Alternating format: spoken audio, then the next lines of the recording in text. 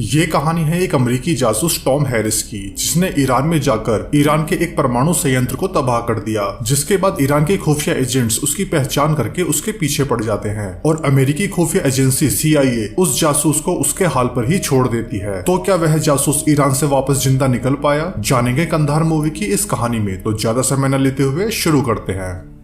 कहानी की शुरुआत होती है ईरान से, जहां पर दो अमेरिकी जासूस टॉम हैरिस और ओलिवर वहां के परमाणु संयंत्र में जा रही इंटरनेट केबल पर काम कर रहे थे। वे दोनों एक इंटरनेट कंपनी जिसका नाम सिब्लिक्स था उसके नकली कर्मचारी बनकर वहां पर आए हुए थे। टॉम नीचे जाकर वायर कनेक्शन को ठीक करने में लगा हुआ था, जबकि ओलिवर को ईरानी सैनिक चारों तरफ से घेर कर खड़े थे। इसी दौरान टॉम सैनिकों की नजर बसते ही उन वायर में एक डिवाइस को फिट कर देता है। इस डिवाइस का नाम ट्रोजन हॉर्स था। ये डिवाइस किसी भी कंप्यूटर को ओवरराइड करके उसकी सारी जानकारी को डाउनलोड और ट्रांसफर कर सकती थी।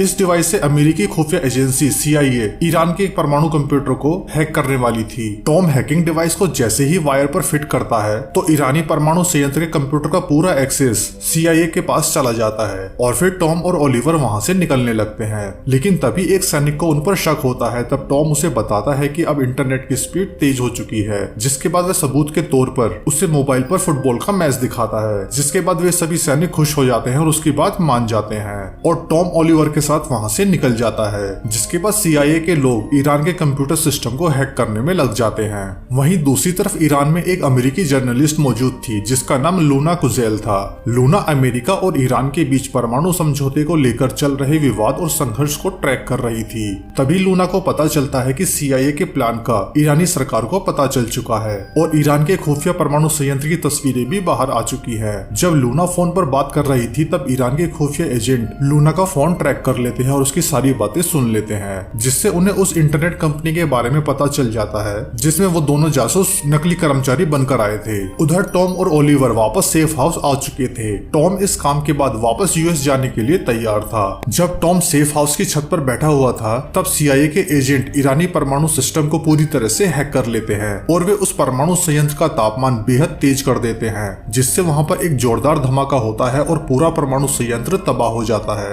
अब यहाँ पर टॉम का काम पूरा हो चुका था, इसलिए वह तैयार होकर US जाने के लिए एयरपोर्ट चला जाता है। उधर अफगानिस्तान में तालिबान के लोगों की मीटिंग चल रही थी, जहाँ पर पाकिस्तानी एजेंट काहिल भी मौजूद था।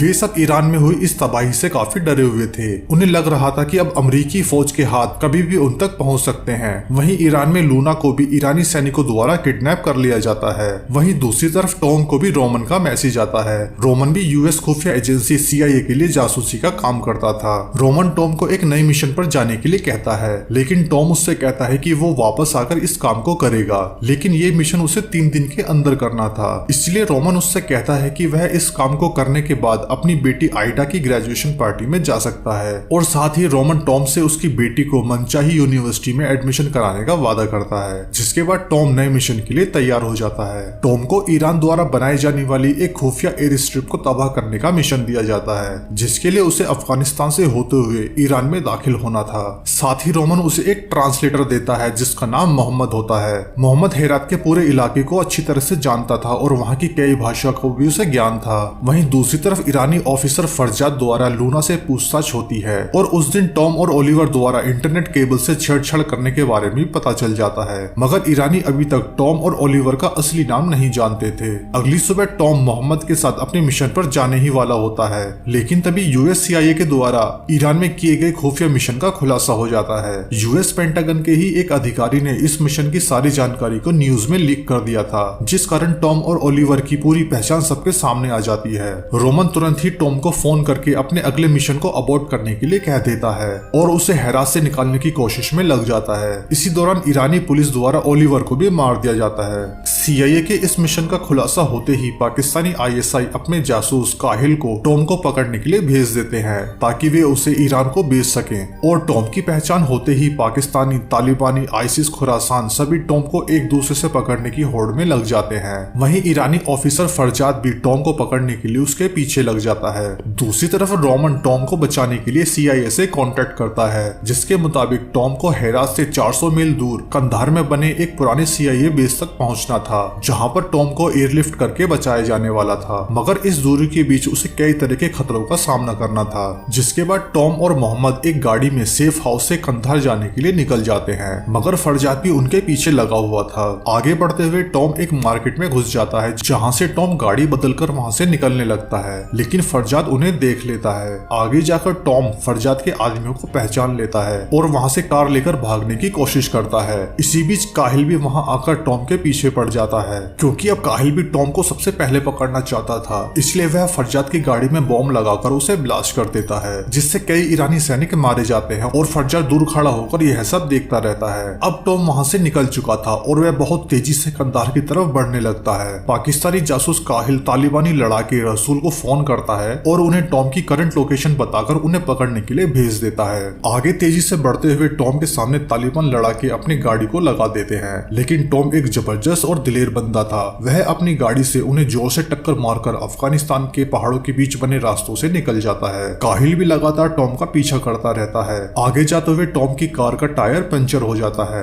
टॉम मोहम्मद से कहता है कि मैं पहरा देता हूँ और तुम कार का टायर चेंज करो, लेकिन मोहम्मद उसे मना करके वहाँ से जाने लगता है, क्योंकि मोहम्मद को इस मिशन के बारे में पूरी जानकारी नहीं दी गई थी। तब टॉम मोहम्मद को पूरी बात बताता है कि वे यहाँ पर क्या करने आए थे, लेकिन वो दोनों अब यहाँ पर फंस चुके थे और उन्हें अपने दम पर ही यहाँ से निकलना था। टॉम मोहम्मद को बताता है कि वो यहाँ पर किसी को जानता है जो उन्हें कंधार पहुँचने में मदद करेगा। टॉम और मोहम्मद सड़क के रास्ते से कंधार नहीं जा सकते थे, क्योंकि तालिबान लड़ाके उसे पकड़ने का कोई मौका नहीं छोड़ने वाले थे। इसलिए दोनों गाड़ी से साउथ की तरफ अपने दोस्त के पास जाने लगते हैं। टॉम रोमन को मैसेज करके बता देता है कि वह साउथ में इस्माइल रब्बानी के पास जा रहा है। इसी तरह से लगातार आगे बढ़ते हुए अब रात हो चुकी थी। टॉम ने अपना नाइट विजन पहना हुआ था। तभी टॉम को कुछ आवाज आती है। ये आवाज एक हेलीकॉप्टर की थी। फरजाद अपने कुछ सैनिकों के साथ हेलीकॉप्टर से वहाँ पर आ पहुंचा था। फरजाद टॉम पर फायरिंग करना शुरू कर देता है, जिसमें टॉम की कार का इंजन खराब हो जाता है। टॉम मोहम्मद से कार से उतरकर भागने के लिए कहता है। मोहम्मद भागकर एक पहाड़ी पर छिप जाता है। फरजाद टॉम पर फायरिंग करता रहता है,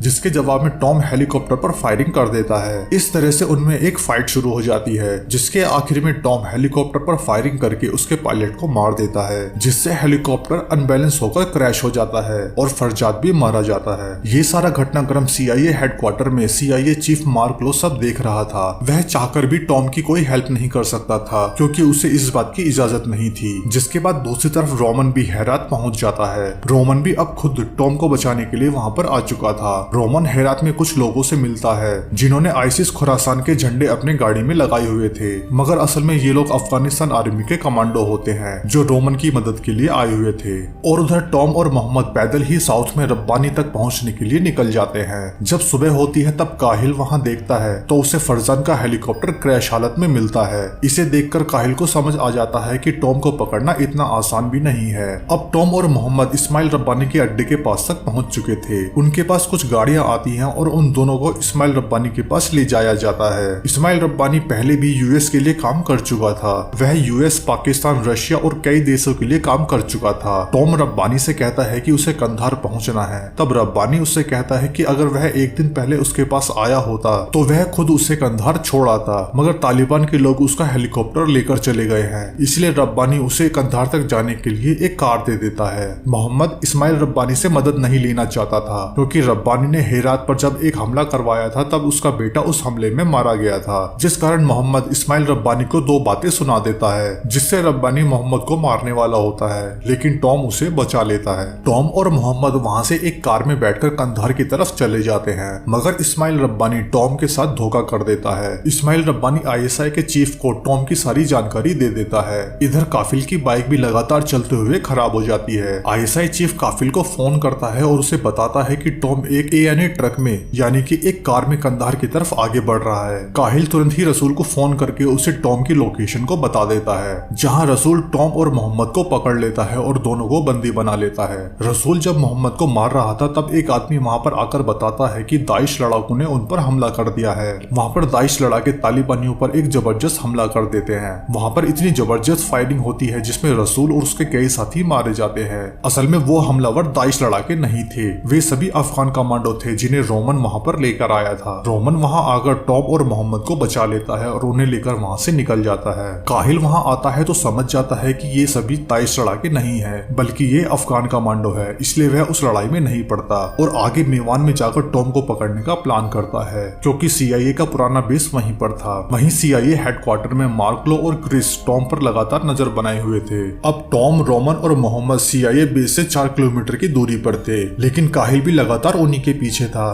तब रोमन काहिल पर फायरिंग करना शुरू कर देता है, वहीं काहिल भी रोमन पर फायरिंग कर देता है। इस क्रॉस फायरिंग में रोमन को गोली लग जाती है और उसका काफी खून बहने लगता है, मगर काहिल अभी भी उन्हीं के पीछे था। तब रोमन गाड़ी से कूदकर काहिल को मारने की कोशिश करता है, मगर उसकी गोलियां खत्म हो जाती हैं और काहिल रोमन को मार देता है। जिसके बाद आगे बढ़ते हुए टॉम को तालिबानी लोग चारों तरफ से घेर लेते हैं। काहिल टॉम को पकड़ने के लिए आगे चला जाता है। टॉम की गाड़ी एक रॉकेट के हमले से तबाह हो जाती है। टॉम जैसे ही गाड़ी से बाहर आता है तो टॉम और काहिल एक दूसरे पर फायरिंग करना शुरू कर देते हैं, जिसमें दोनों एक दूसरे की गोली से घायल हो जाते हैं। तब तालिबानी लड़ाके टॉम की तरफ आगे बढ़ना शुरू कर देते हैं। अब टॉम को लगने लगा था कि वे लोग नहीं बच पाएंगे, और उधर CIA में क्रिस अपने ड्रोन से उन गाड़ियों पर हमला करने का ऑर्डर दे देता है। क्रिस जानता था कि US गवर्नमेंट उसे इस एक्शन के लिए बाहर कर देगी, मगर वो इसके लिए तैयार था। जब तालिबानी टॉम की तरफ आगे बढ़ रहे थे, तभी एक धमाकेदार अटैक में US ड्रोन सभी तालिबानी गाड़ियों को तबाह कर देता है, और फिर टॉम और मोहम्मद एक गाड़ी में सवार होकर US के जहाज तक पहुंच जाते हैं और उस मिलिट्री जहाज में सवार होकर US के लिए निकल जाते हैं। और इस तरह से टॉम और मोहम्मद अपनी जान बचाकर अमेरिका वापस आ जाते हैं। मगर इस पूरे मिशन में रोमन मारा जाता है, जिसने टॉम को बचाने के लिए अपनी पूरी ताकत झोंक दी थी। तो दोस्तों, ये थी कंधार मूवी की पूरी कहानी, जिसमें हर सैनिक अपने देश के लिए पूरी ताकत से लड़ रहा था, मगर इस पूरी लड़ाई में किसी को जिंदगी मिली तो किसी को मौत। इस तरह के मिशन हमेशा से चलते आए हैं, जिसका हम आम लोगों को कभी पता नहीं होता। तो ऐसे सैनिकों के लिए एक सैल्यूट तो बनता है। आप अपने आर्मी के लिए क्या सोचते हैं कमेंट में जरूर बताएं, और चैनल को सब्सक्राइब जरूर कर दें ताकि ऐसे ही एक्सप्लेनेशन वीडियो आप तक आती रहे। तो मिलते हैं एक और नई कहानी में, तब तक के लिए थैंक यू। जय हिंद, वंदे मातरम।